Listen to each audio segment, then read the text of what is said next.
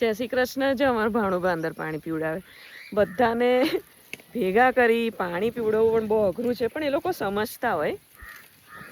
એકાદ એવી હોય કે પાણી પીધા વગર દોડે ને પછી ભાણુભા અમારા છે ને ગઢવીભાઈ જે પણ આ બધા આવે છે એની પાછળ દોડે ને પાછી વાળે. બોલો, એવું ઘણી વાર થાય. અને આ જો કેવું ટોળામાં એ બીતા હતા કે ક્યાંક કેરી બેરી ખાઈને નુકસાન કરે. મેં તો 4 કેરી ખાઈને તોય કંઈ પડી નથી.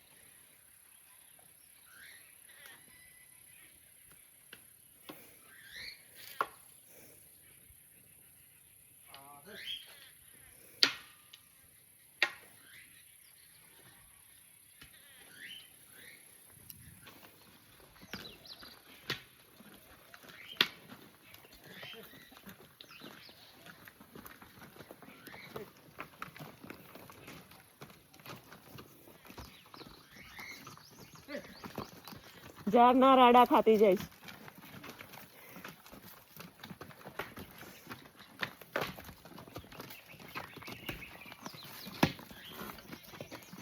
હાલ્યું ને? સારું.